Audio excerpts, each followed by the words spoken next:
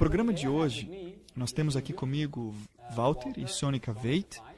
Eles vieram da África do Sul. Então, muito bem-vindo, Sônica, Walter. Obrigado. E nós vamos estar falando com eles aqui a respeito da sua vida e como Deus os encontrou na vida ordinária, no corre-corre, e como Deus os escolheu e agora está trabalhando com eles. E fique ligado para você ouvir alguma das experiências que eles têm para compartilhar para nós hoje. Então, eu entendo que ambos, quando eu falava com vocês na África do Sul, vocês não estavam conversando em inglês um com o outro. Vocês estavam falando afrikaans, certo? E tem outros idiomas que se falam lá na África do Sul, né? Tem um que vai mais ou menos assim, certo? Se chama Nossa. Oh, ok. Esse aí é difícil para mim entender. Mas tem muitas línguas, não só essa. 22, eu acho. Temos muitos idiomas. 11 idiomas oficiais na África do Sul. Uau, uma cultura realmente muito rica. E estou certo que alguns dos que estão assistindo podem se identificar com essa cultura, essa riqueza. Porque, claro, Deus é amante de toda a beleza, as culturas. Mas também eu escutei o Walter falando em alemão. Portanto, eu concluo que você vem da Alemanha. Não, eu nasci na África do Sul. Oh, ok. Eu até uso uma etiqueta onde está escrito Made in South Africa. Ok. Meu pai migrou da Alemanha para a África do Sul. Ele estava tentando manter o nariz sobre a água na época da grande inflação na Alemanha. Oh, ok. Ele se encontrou com minha mãe na África do Sul, que também acabaram de emigrar da Alemanha. E foi assim que eu aprendi o alemão, em casa. Ok. Cresceu, então, num lar alemão, mas na África do Sul.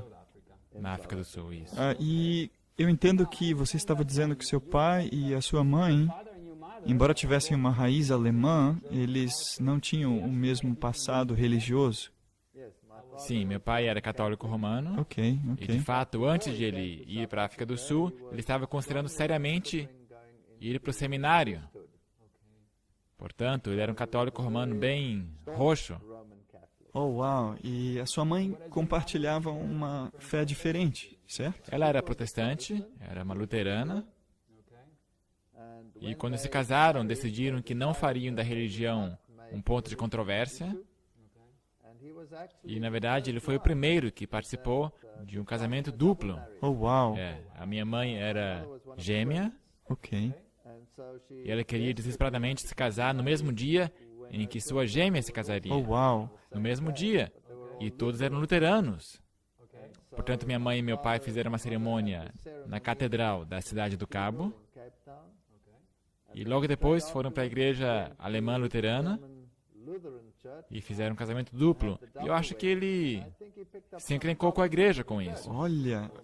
Isso foi antes do Segundo Concílio do Vaticano, portanto, se você não pertencia à Igreja Católica, estava perdido. Portanto, isso foi um grande problema para ele. Ele sempre teve problemas depois disso. Mas eles devem ter encontrado alguma solução, porque, caso contrário, eles teriam um grande conflito lá na família. Não sei. Minha mãe era também bem consagrada na religião, mas ela concordou que eu poderia ser educado na religião católica. É difícil para mim entender isso hoje, mas foi isso que ela fez. Ok. Então, você cresceu católico. Isso quer dizer que você, então, ia para escolas católicas? É isso Não, eu mesmo? fui para a escola alemã, na verdade. Há uma grande escola alemã na cidade do Cabo. E são luteranos, maiormente. Luteranos. Mas tinha uma aula de religião separada para as crianças católicas. Ok. E eu entendo que, à medida em que você estava estudando, e a sua mãe, então, quando você já estava um pouquinho mais de idade, começou a ter problemas de saúde? Sim, ela ficou muito doente quando eu tinha 8 anos de idade. Era câncer. Sério? Lhe davam 3 ou 4 meses para ela viver. Mas ela o esticou para 4 anos. Portanto, sofrimentos tremendos. Então, ela realmente estava sofrendo muito, né? E eu presumo que cada vez que tem um problema sério de saúde na família, isso cria muita tensão dentro da família. E o que aconteceu com você? O que passava na sua mente? Bem, eu estava acostumado com o fato de minha mãe estar doente. Ok. O seu último ano, ela basicamente passou na cama. Ficou de cama todo ano. Ela passou por muitas operações, e a tecnologia naquela época era tão boa, sabe? Quando usaram radiação, acabaram queimando ela, Oh, uau. ela ficou preta, e eles fizeram muitas operações nela, removeram uma grande parte do seu intestino, então ela acabou pegando também câncer do cólon, então teve problema aí também, câncer da mama, e também se espalhou para o cérebro, câncer neural, pegou câncer do cérebro, e depois finalmente ela morreu. Mas ela realmente sofreu. Então foi realmente uma doença devastadora. E eu entendo que, como criança, a gente traz essa experiência com a gente. E tinha algum conflito que estava acontecendo na escola, entendo eu, por causa desses problemas que estavam acontecendo com você em casa. Quando todo mundo ficou sabendo que minha mãe basicamente estava no seu leito de morte, e a freira católica romana, que me deu instruções religiosas, ela era, como é que eu posso dizer, bem zelosa por sua fé. E, claro, cria que qualquer pessoa que não era católica romana estaria perdida. E talvez por preocupação por minha mãe, ela quis que ela se batizasse, se tornasse católica romana. E ela tentava todos os argumentos que achava para nos convencer de tornar ela uma católica romana. Ok, embora a atitude dela fosse positiva em relação à sua mãe, isso você não aceitou muito bem, você não entendeu essa questão muito bem. Não, eu não entendia que ela tinha dito que minha mãe iria para o inferno. Uau. E se você é um garoto entre 8 e 12 anos de idade, isso é tudo que você tem, é a tua mãe. E sabe que a qualquer momento ela pode estar morta quando você chega em casa. E agora ainda por cima, alguém diz que ela vai para o inferno, isso te enlouquece. E uma vez essa freira me deu água de Lourdes e me disse que eu deveria aspergir isso sobre a minha mãe e orar por ela. Mas eu não sabia como fazer isso. Então eu contrabandeei essa garrafinha lá para dentro do quarto dela e conversei com ela. E eu fingi que era um acidente, que se derrubou essa água sobre ela. Ok. E claro, nada aconteceu, ela não melhorou. E finalmente eu comecei a ressentir o fato de que Deus a poria no inferno, porque era uma dama muito bondosa. Então eu fiquei com raiva. E eu quero dizer, algumas pessoas que passam por conflitos semelhantes, eles se tornam até criminais, se tornam por causa dessa ira, dessa amargura. E então estava acontecendo todo esse conflito entre pessoas que até poderiam estar bem intencionadas. Eventualmente, sua mãe encontra o descanso no Senhor. Ela não abandona a fé e ela então descansa no Senhor. E então, o que aconteceu com você depois disso?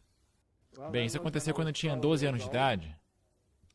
E as coisas basicamente foram de mal a pior. Meu pai finalmente se casou de novo. E se tratava daquela lendária madrasta. Sério? Eu era aquela criança bem rebelde, Sim, sim, claro. que não gostava de ir para a escola, que odiava a escola. Agora, eu gostava de ciências. Mesmo quando criança, já antes de ter qualquer instrução nesta área, eu lia tudo que eu podia sobre astronomia, sobre ciência em geral. Eu não era uma criança normal, sabe, que lê histórias normais de criança.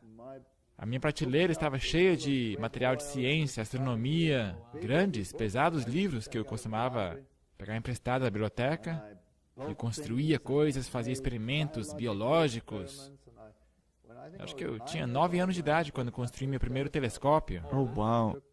Eu usei manuais de como construir um da biblioteca, réplicas, eu tentei construir um telescópio para ver as estrelas. Eu era estranho, era um garoto esquisito. Ok, ok. Mas eu odiava o sistema da escola, professores, toda essa estrutura. Eu não conseguia me conformar com isso, de forma alguma. Então, quando meu pai se casou com a minha madrasta, ela não era mais bondosa comigo dentro de casa. E foi muito difícil, então, imagino. Então eles decidiram que eu deveria ir para o internato. Olha só, um trauma extra para você, imagino. Então eu saí de casa, fui para o internato, e aí foi ainda pior, porque o internato e a escola eram tudo a mesma coisa. E agora eu estava 24 horas baixo a sua tutela. Então eu fugi da escola, fui para a montanha. Fui viver na floresta. E os professores vinham me procurar. Eu escalava os pinheiros, Uau! pegava pinhões e os jogava sobre os professores. Eu era um monstro, de fato. Oh, uau! O que aconteceu? O Senhor, obviamente, teve misericórdia. E como você saiu dessa? Então, finalmente, eles chegaram à conclusão de que isso aí não dava certo e que eu deveria abandonar a escola.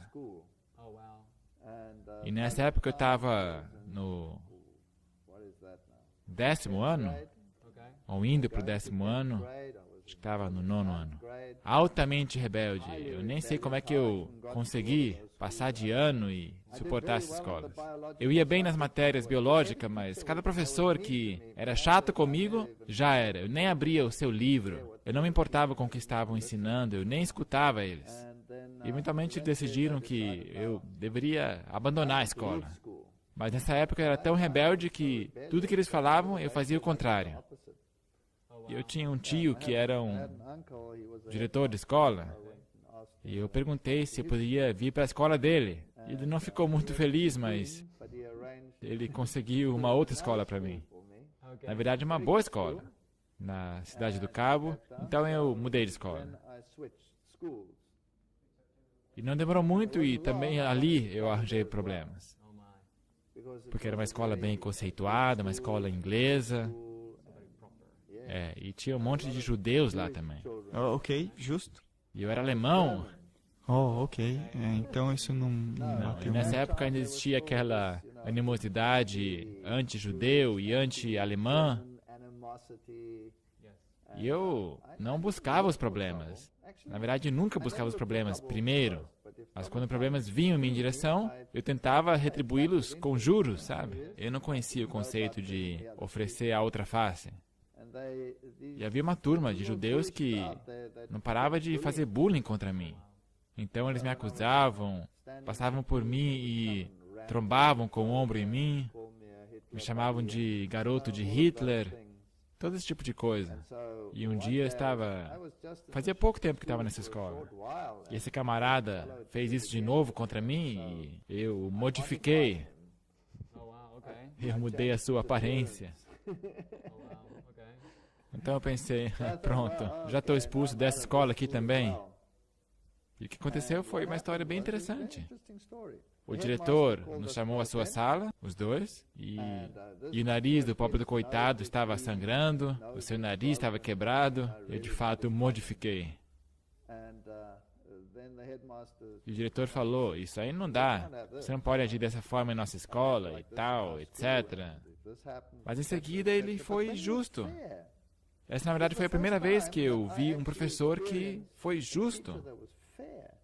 E ele quis saber qual que era o transfundo. E então descobriu qual era o transfundo. E no final, ele teve mais simpatia por mim do que pelo outro. E ele chegou à conclusão que deveria, na verdade, punir o outro, mas como ele já foi castigado o suficiente, ele poderia sair da sala. Então esse diretor disse... Ele fez assim. Ele chegou e disse, para satisfazer os que estavam do lado de fora da porta, você vai ter a chance de sua vida. Você não mais fará isso ou será expulso. Se coloque na posição.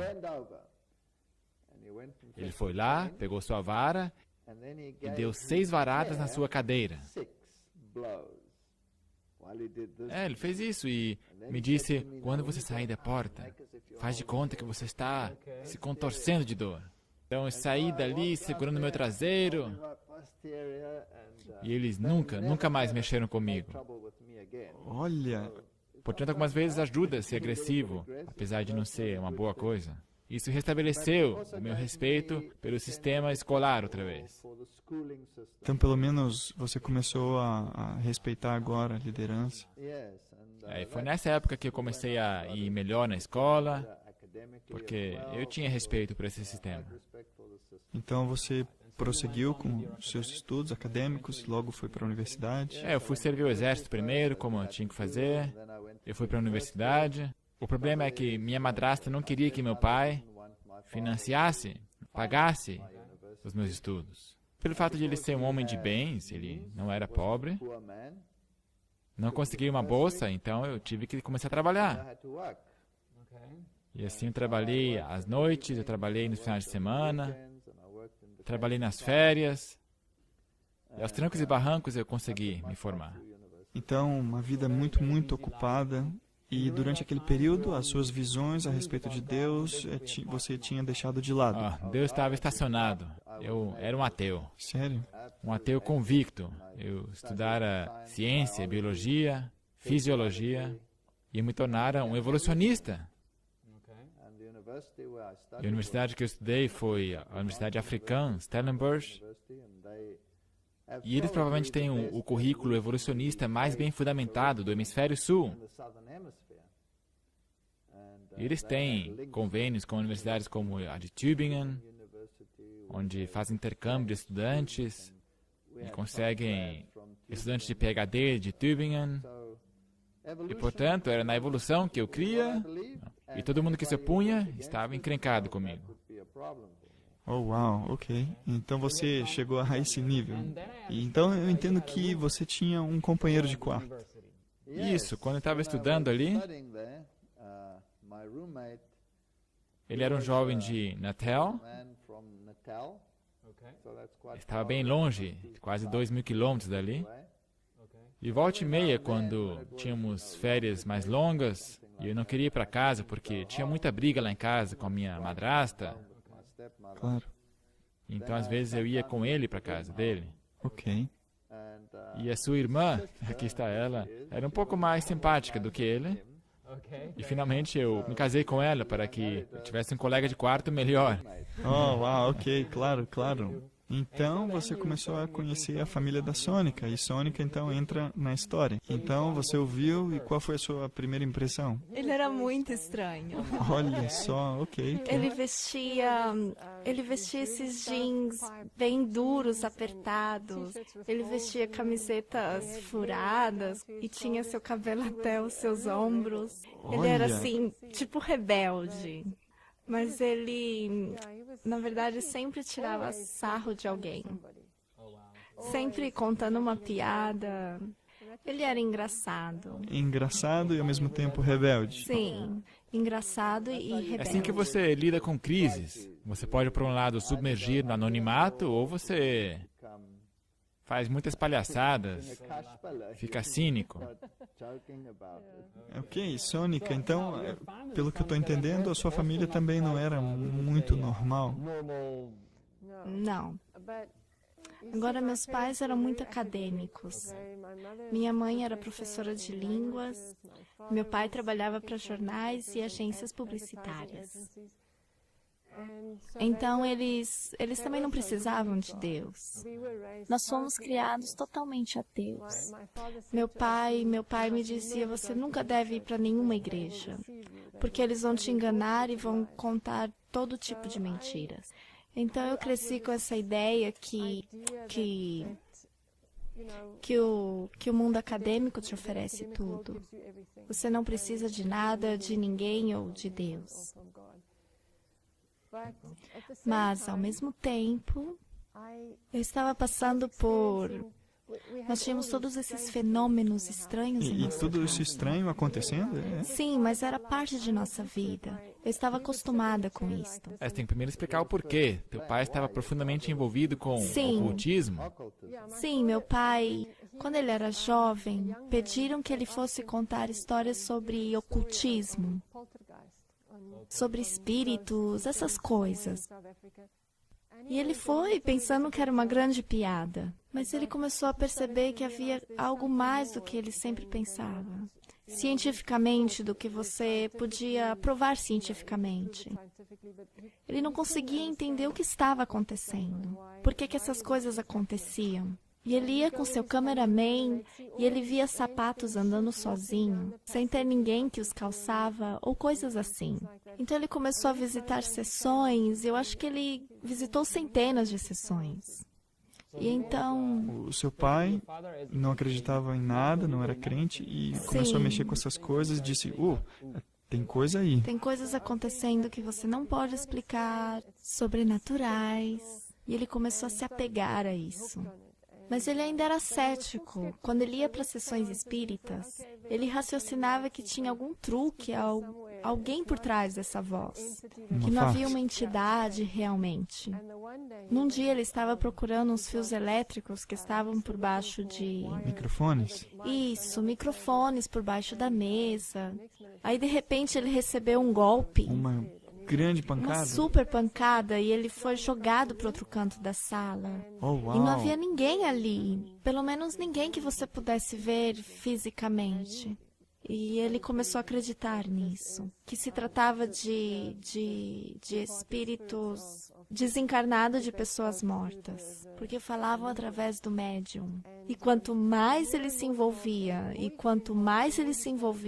ele começou a explorar as religiões asiáticas, cientologia e outras coisas estranhas, nova era. E eu me lembro que nós gostávamos de sentar num hall e tinha uma cadeira vazia lá.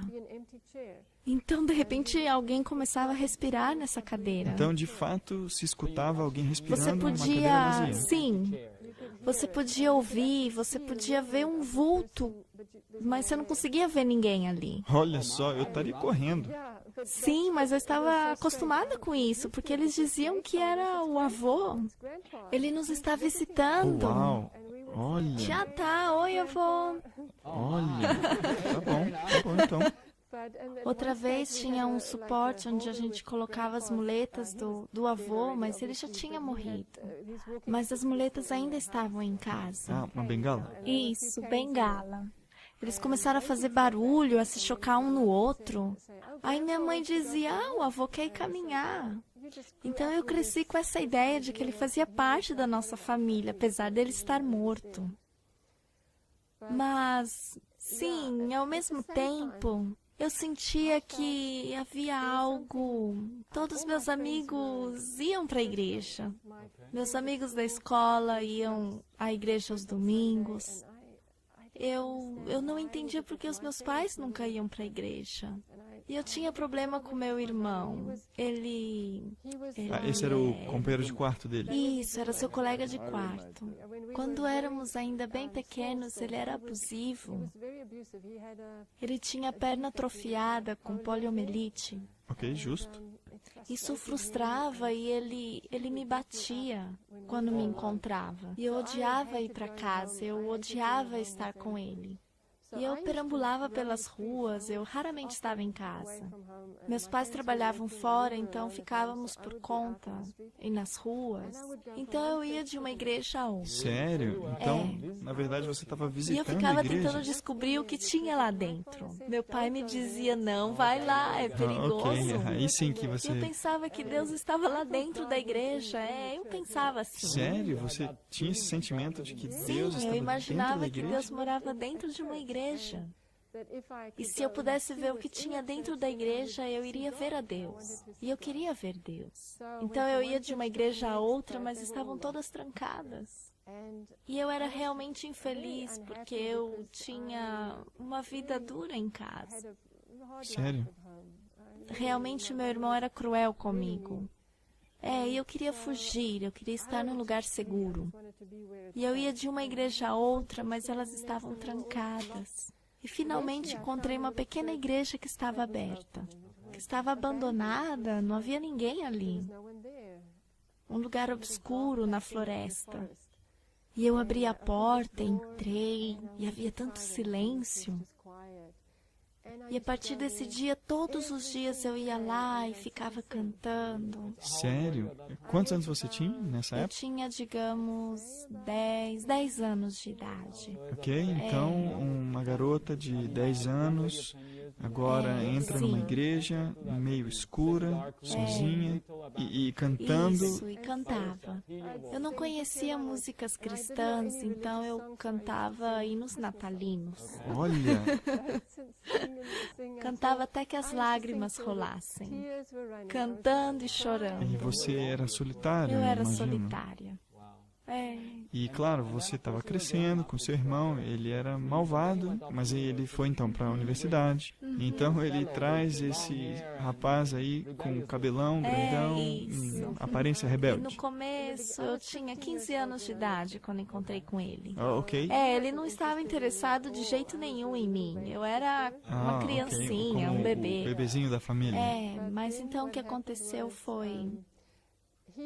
Ele tinha uma namorada e ele terminou com ela. Isso Então acontece. ele veio passar na nossa casa, aquelas férias compridas. E ele e meu irmão planejavam subir para Moçambique. Oh, uau. E também tinha espaço para mim, porque a namorada do meu irmão também estava indo. E eles disseram, então, por que ela não vem junto? E assim eu fui junto. E ali nós ficamos numa ilha romântica.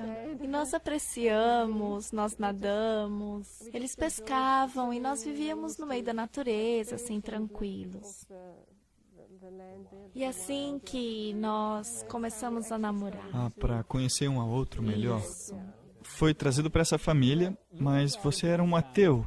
Tinham coisas espirituais, espiritismo acontecendo. E o que estava passando pela sua mente, Walter, enquanto tudo isso acontecia? Bem, você sabe que quando você está no mundo esotérico, você não crê em Deus, mas você aceita a dimensão espiritual. E é isso que estava acontecendo na família dela. Então, basicamente, eu tinha muitas discussões com o irmão dela, que obviamente também estava profundamente envolvido, também envolvido com cientologia. Então, eu tinha muitas discussões com o pai dela. Ele, nessa época, era muito famoso nesse movimento da nova era. Naquela época, isso era algo novo. E ele foi um dos primeiros a, na verdade, trazer isso para o país. Oh, uau. E ele começou a imprimir livros. Ele produziu livros sobre sessões e espaço interior, o poder que vem de dentro, misturado com filosofias orientais. E como cientista, você diz, de fato, tem muitas coisas que eu não consigo explicar. Você pode pegar qualquer coisa, por exemplo, magnetismo ou gravidade, você pode medi-la. O magnetismo, você pode medi-lo, você pode medir a força. Você tem a teoria do porquê, de onde vem essa força, disso, daquilo, de campos elétricos, mas não há uma definição real de magnetismo. E apesar disso, você pode erguer um carro com ele. Ou mais, você pode erguer qualquer coisa com magnetismo. Há uma força tremenda e não há nada ali. Se nada está erguendo tudo. Portanto, como cientista, mexendo com o movimento moderno da física, você chega na física quântica. E a física quântica, eventualmente, tem alguma forma de divindade. Apesar de não se tratar de um Deus pessoal, há alguma coisa ali que te ajuda a lidar com todas essas forças. E as projeções de tua energia, que a energia não pode ser destruída quando você morre. Sabe? E eventualmente você se envolve com esse tipo de coisa. E faz sentido, você consegue ver isso acontecendo. Então tem que ter alguma coisa ali por trás. E você estava tentando fazer sentido disso com o seu entendimento científico do mundo. E assim eu comecei a ler tudo que eu podia sobre o mundo oculto também. Oh, uau. Meu sogro, na verdade, me deu algumas sessões de treinamento sobre como ter uma experiência fora do corpo. Olha. Você tem que, na verdade, entrar numa dieta especial. A maior parte deles são vegetarianos nesse estágio. E para mim, isso era impossível. Eu era carnívoro, por dentro e por fora. Mas eu gostava dessas experiências fora do corpo. E dava certo. O que, na verdade, é arrepiante. Assustador demais para mim. Eu não aconselharia ninguém. Não, de forma alguma. Não é o que a gente está promovendo, de forma alguma.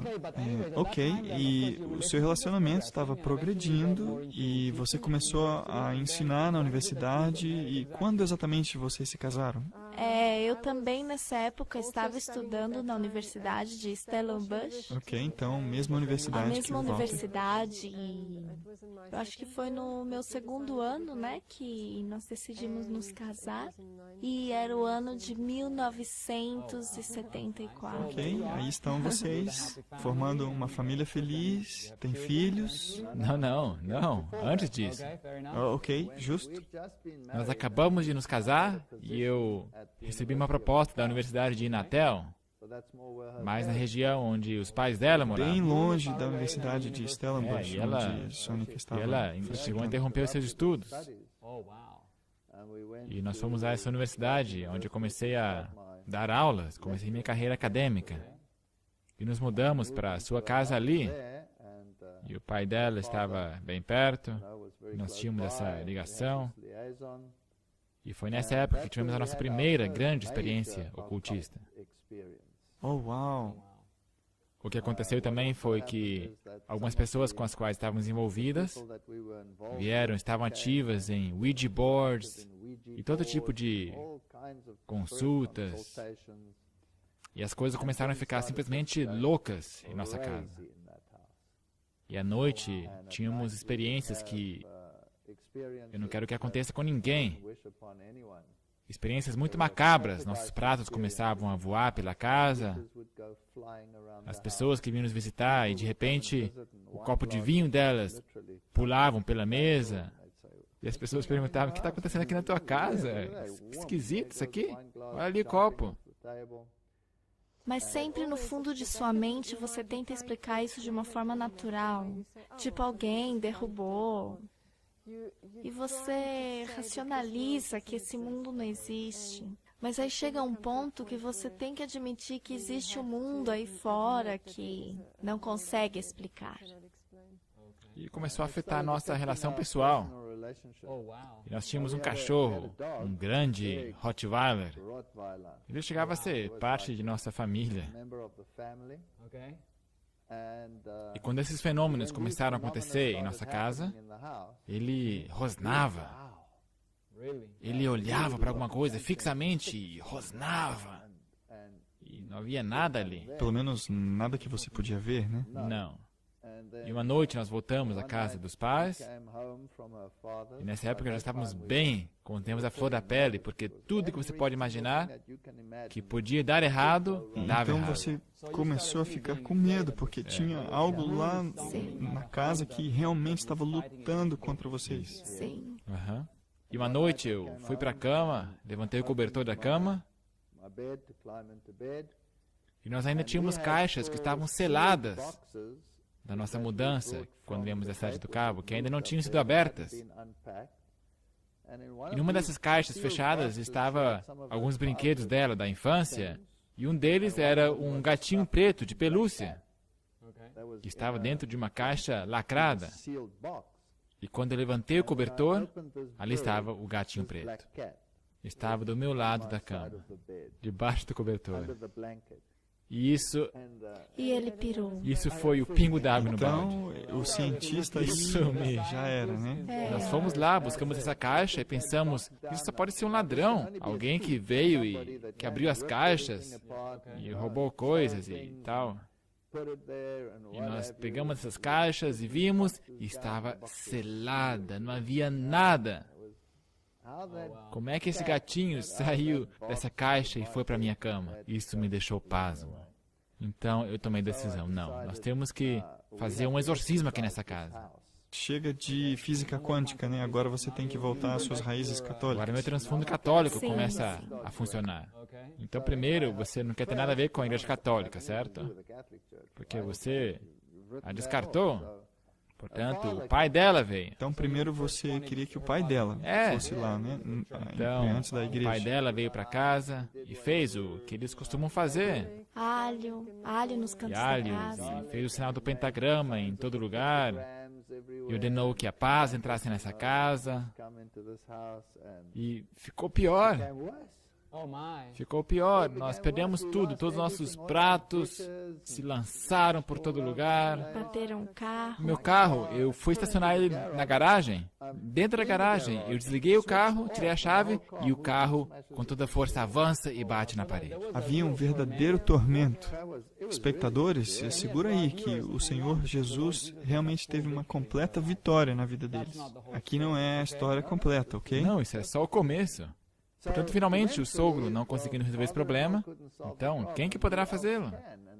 E se costuma dizer, uma vez católico, para sempre católico. Your deep root. Eu fiz uso das minhas profundas raízes e me dirigi à igreja católica. Eu disse para o sacerdote, olha, eu estou com um problema na minha casa, será que você pode me ajudar? eu nunca mais fora para a igreja Por anos, né? por anos. E ele disse, claro, eu vou aparecer aí. Então ele apareceu na nossa casa, trouxe a sua água benta, benzeu, leu do seu texto de exorcismo. Então ele disse, tchau, e foi embora. Agora, isso aí foi incrível, porque naquela noite estávamos deitados sobre a cama. E de repente, o cachorro, que estava deitado ao nosso lado, tinha sua cama ao lado da nossa cama, de repente o cachorro se levanta. E rosna, e rosna, e rosna. E você tem aquele arrepio que os cabelos Então, começam a ficar de bem pé. mal assombrado. né? Muito mal assombrado. E estávamos sozinhos em casa, só minha esposa e eu. E de repente, esses pesados passos descem o corredor. Sério? Rapaz, você pensa que vai morrer. Desce o corredor e a porta estava aberta. E os passos pararam na porta, junto à porta do quarto. Mas não vimos nada. Mas o cachorro ficou completamente pirado, rosnando, e ameaçando e... Você sabia que tinha alguma Não coisa, vimos mas ao mesmo tempo nada. E esse indivíduo, seja lá o que for, bate a porta. E com força. E tudo isso depois da experiência que você teve com o sacerdote que fez todo aquele ritual. E a partir dessa noite, não havia mais nada. Tinha sumido. A casa ficou limpa. Então é como se fosse uma advertência lá. Era como se o espírito viesse e dissesse, ok, eu estou me despedindo. Me submeteram a uma exorção. Tchau. Eu pensei, uau, isso é impressionante. Mas eu não voltei para a igreja. Então ele te ajudou e só E era isso. só, nada mais. Então eu consegui uma boa posição na Universidade de Stellenbosch. Então você voltou. Então nós pensamos, isso é uma tremenda de uma chance. Vamos voltar. Ela pode terminar seus estudos. Foi aí que nós voltamos e foi aí que nossa primeira criança nasceu. Certo? É. Então a família agora estava começando, justo. Então você teve um segundo filho e um terceiro filho. Então 2 meninos e uma menina. Sim. Ok. Eu ainda estava mexendo com o ocultismo. As pessoas não me creem, mas é real. Mas claro, hoje eu sei que isso não é uma experiência real. Se trata de um implante mental, é como um implante hipnótico. Não é uma experiência real. Mas se você passa, por exemplo, por uma experiência fora do corpo, que é uma coisa bem perigosa para se fazer, porque envolve exercícios de respiração, e você pode acabar morrendo também nesse processo. Mas eu fazia isso. Então, quando a criancinha chorava no quarto ao lado, e você é muito preguiçoso para levantar, e você quer paz e silêncio, e tinha criança lá chorando, mas eu não queria levantar da cama. Então eu fazia isso. Eu saía do meu corpo, ia lá ver, e voltava para a cama e falava para minha esposa, não, a criança está bem. Então ela perguntava, como é que você foi lá? E eu dizia, bem, eu caminhei através da parede, eu fui lá ver. E o que você viu? Bem, a criança está deitada assim, assado, com cobertor. E ela ia lá conferir, e realmente era assim de fato. Oh, uau. É, ok. Muito mal assombrado para mim. Mas é um implante hipnótico. Portanto, é algo demoníaco, para te manter motivado a ir em frente. Por exemplo, ele me ensinou a como ler auras. Portanto, eu estava bem envolvido com a filosofia da nova era. Eu podia ler uma aura, e quando alguém entrava no meu escritório, eu podia ignorar o que a pessoa dizia e só olhar para a sua aura. E concluir, bem, ele está bem-humorado, mal-humorado, eu posso falar com ele sobre isso, e era bem útil. Portanto, eu estava bem envolvido com esta bobagem Estava recebendo ocultista. todos esses supostos poderes extras. Você tem todos esses poderes extra. E a não ser isso, a vida era normal. Então você avançava na sua carreira acadêmica. Isso. Esse era o período em que o seu sogro, o seu pai, veio morar com Sim, vocês. ele de fato veio morar conosco. Ele estava divorciado. Ok. Os pais dela Então se ele divorciaram. era- E ele Cidade se do mudou Cabo. para a Cidade do Cabo e começou a trabalhar ali. Então ele estava morando com você e você estava grávida. Eu estava muito doente. E pelos 9 meses, eu penso, eu tinha constantemente pneumonia. Eu tossia, eu tinha febre. E me internaram e me medicaram. E eu saía e eu voltava e era medicada outra vez. E quando essa criança nasceu, ela tinha uma terrível marca de preocupação devido aos antibióticos e constantes tosses. Sua vida, você podia perceber isso, sua vida era uma miséria desde o ventre. Então Sim, você estava foi tendo duro. esses grandes problemas de saúde durante a Sim. gravidez. E assim, quando ele nasceu, ele realmente aparentava ter sofrido Sim. bastante. Sofreram muito. E havia algo estranho sobre essa criança. Sim, ele era muito inseguro, esperneando e gritando, e nós não conseguíamos dar comida porque ele sempre estava gritando. E se você insistisse, ele te arranharia, te empurraria. E não havia um minuto de paz. Constantemente eu tinha que Balançava. balançá-lo, minar e ficar balançando. Sério? Foi realmente uma luta pelos primeiros 1 ano e meio, né? Então, ainda ficou pior.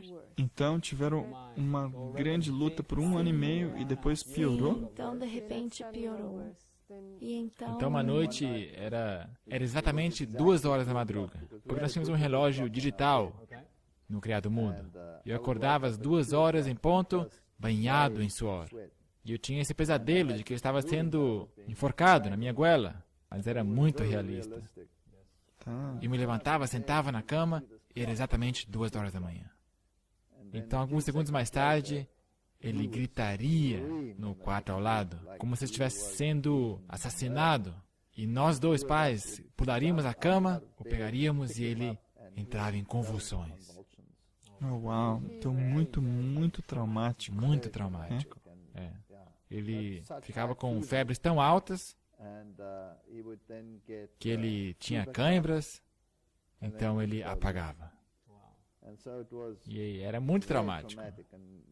Nós íamos ver o médico falou, leve ele para o hospital correndo. Eu te encontro ali. Então, no meio da noite, você voando para a cidade para ir para o hospital, e eles literalmente tinham que lutar pela vida dele, para Então manter ele ele vivo. estava realmente próximo da morte. Era muito sério. Então falavam, dei um banho frio nele para ver se diminuía a temperatura, mas nada ajudava, nada. Então lá no hospital colocaram numa barraca refrigeradora.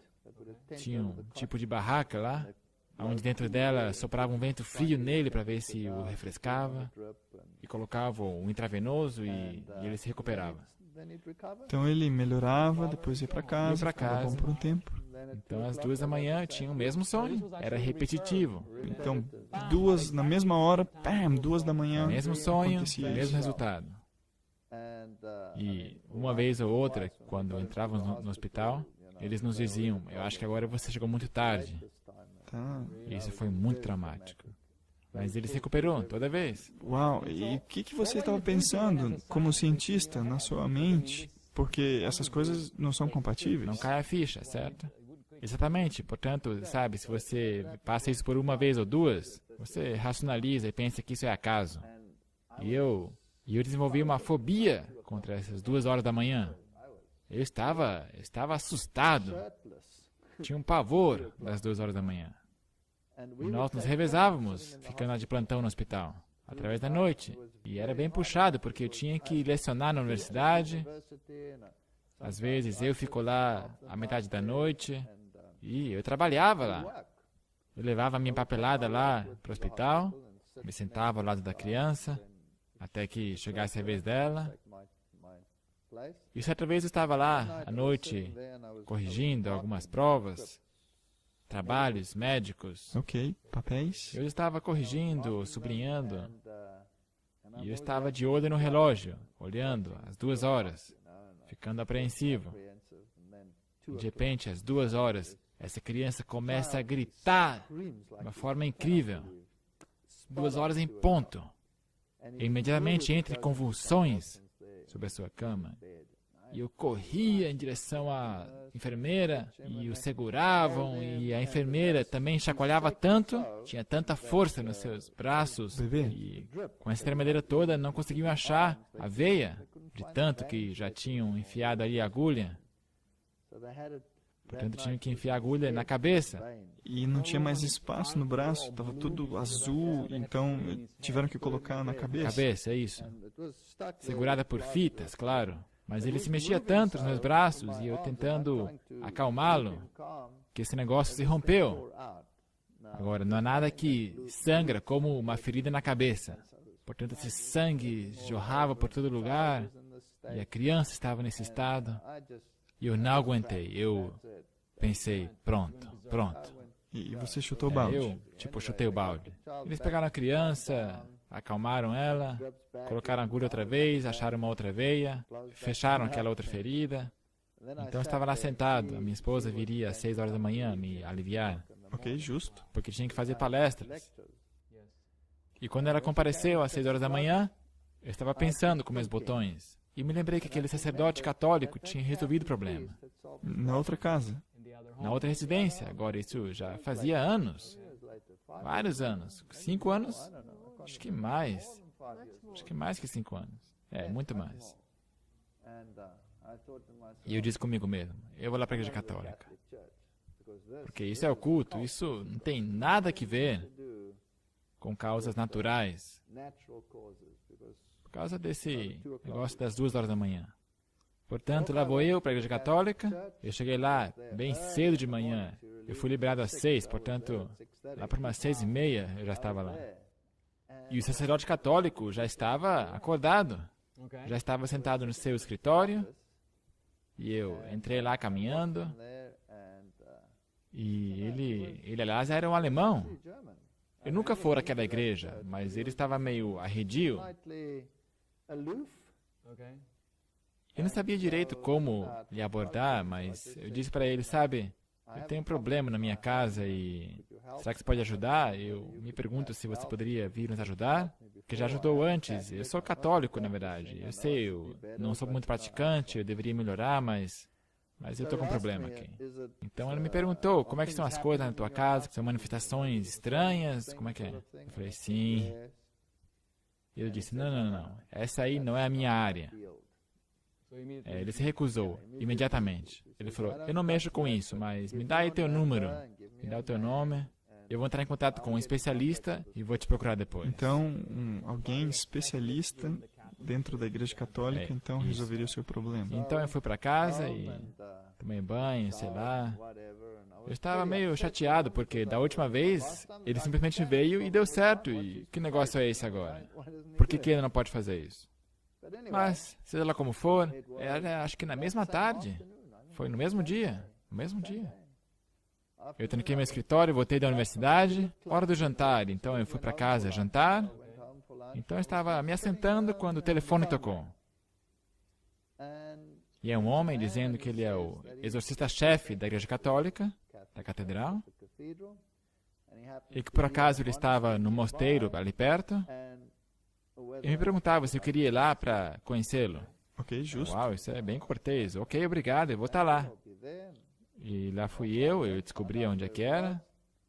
Agora, caminhando para dentro desse lugar, eu estava sozinho. A minha esposa não estava comigo, porque afinal de contas eu era o católico. Então ali estava esse homem. Era um senhor mais idoso, nos seus 70, eu assumo. Então ele me diz, sente-se. Ele me diz, eu escutei que o diabo está te atormentando na sua casa. Eu disse, sim, tá certo. Pensei comigo mesmo que ele ia me perguntar o que está acontecendo. Não. Fazer perguntas a você sobre o problema. Ele me diz, o diabo está tentando matar o teu filho mais novo. Assim, de forma direta. Dessa forma. Sem mesmo saber que você tinha um filho. Não? E eu também não tinha dito isso àquele sacerdote, porque era bem cedo de manhã e não falei nada sobre esses detalhes, o que acontecia de fato. Só mencionei que havia um problema e ele disse que voltaria a entrar em contato comigo. O seu nome, o seu número e só isso. Só isso. E agora esses homens estão dizendo que você tem um filho e ele é o problema, e eles estão tentando matá-lo. Eu disse, uau, como é que você sabe? E ele me disse, eu já sei disso por um bom tempo. Sério? Ele te disse isso? Eu disse, com licença, eu acho que isso não é possível. Ele deu uma risadinha e disse, sim, isso é possível. Oh, uau! Eu sei que o diabo está tentando matar o teu filho mais novo. e que você precisa de um exorcismo muito especial na tua casa. Um exorcismo normal não vai funcionar, ele disse. Eu tenho que rezar uma missa de exorcismo na tua casa. Esta é a única coisa que vai resolver o teu problema. Então eu disse, uau, ok. Qualquer coisa que for preciso, estou disposto a fazer qualquer coisa. Ele disse, bem, eu preciso de uma permissão do bispo para fazer isso. Porque você não pode rezar uma missa numa casa qualquer assim, desse jeito. Você tem que ter permissão. E eu perguntei, ok, quanto tempo vai durar isso? Ele falou, eu já tenho essa permissão. Mostrou aqui um papel. Ele mostrou uma folha assinada pelo bispo. Já estava assinada. Já assinada? Já estava assinada. Que ele podia fazer um exorcismo na minha casa, com uma missa. Uau, isso me deixou boquiaberto. Era o fim da oposição da minha parte. E eu disse, ok, mas tem problema. Eu não tenho sido um bom católico. Eu sou basicamente um ateu, isso e aquilo. Ele disse, isso não tem problema não. Agora você está aqui. E a tua esposa? Bem, ela também é uma ateia. Ela é da igreja protestante alemã. O que a gente pode fazer? Ele falou, bem, isso vai mudar. Oh, uau. Ele estava bem calmo. Positivo, tranquilo sobre toda a questão. Então marcamos um encontro. Ele foi lá para nossa casa. E qual foi a tua impressão dele? Ele tinha um porte muito digno, muito calmo e um tipo de pessoa muito gentil. E eu fiquei muito impressionada com o jeito que, apesar que ele não quis saber nada sobre nós, mas estava focalizado no que estava fazendo. Nem mesmo deu atenção ao bebê, eu acho que o neném nem estava lá. Se focou só no que ele tinha que fazer. Uma aparência de alguém digno, uma pessoa gentil. Uhum. Então ele pediu água. Ele trouxemos um pouco de água numa jarra. Ele pegou um pouquinho de sal. Então ele fez um sinal da cruz com o sal. Disse o que tinha que dizer. Pegou esta salobra. Então ele se dirigiu a cada janela da casa e a cada porta. Pegou um pouquinho dessa água e fez uma cruz com esta água nas portas, sobre as janelas. E quando a água evapora, ficam esses cristais de sal.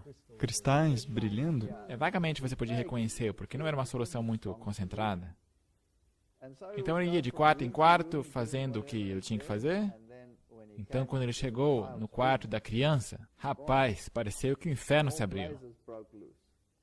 Uma certa entidade o agarrou e começou a arrastar pelo quarto. Então você estava vendo ele sendo chacoalhado para tudo que é Eu pensei lado. que ele ia morrer. Olha. Sim, eu pensei que ele ia morrer. E eu corri para lá tentando ajudá-lo, mas ele nem sequer estava alterado. Não? A criança estava sendo jogada para lá e para cá e ele simplesmente falando as coisas. Calmo. Então ele foi para o próximo quarto, ele foi para o nosso quarto. Então uma coisa agarrou a criança de novo. Oh, uau. Então, no quarto do bebê e depois no seu quarto, começou a sacudi-lo. Certo. Então ele terminou e disse, ok, nós temos que rezar essa missa no quarto da criança, porque é ali que a situação estava pior. Então ele pediu uma mesa e a trouxemos, ele começou a colocar suas coisas ali. Então ele pegou um anel, que segundo ele continha uma relíquia, porque você tem que ter uma relíquia quando faz uma missa. Ok, justo. E ele também deixa o anel lá. E ao ele se preparar a rezar a missa, nós tínhamos 2 cachorros, um Rottweiler e um gato, e de repente, no fundo do corredor, você ouve esse tch. Os animais vieram voando, vieram correndo, literalmente, e vieram e se sentaram numa meia-lua. Sério? Vieram e cercaram, como na Arca de Noé. Foi estranho. Sim? Came there, they were staring. E ficaram observando. Todos lá sentados. Cachorro, gato, minha esposa e eu. O outro cachorro, ali, assentados. E ele rezou a missa. Então ele pegou amuletos de Lourdes. Ele falou, pendurem estes sobre cada cama da criança. E ele ainda disse, não são falsificados, são autênticos. Então ele pegou a sua própria cruz, o que é admirável, porque era a sua própria cruz. E ele falou, pendure esta cruz sobre esta cama da criança. Então ele deu um grande presente para o bebê. Sim, ele colocou lá essa cruz. E você fala a tua parte. Eu me senti tão impressionada, culpada, que ele fez isso por nós, mas que nós não estávamos correspondendo.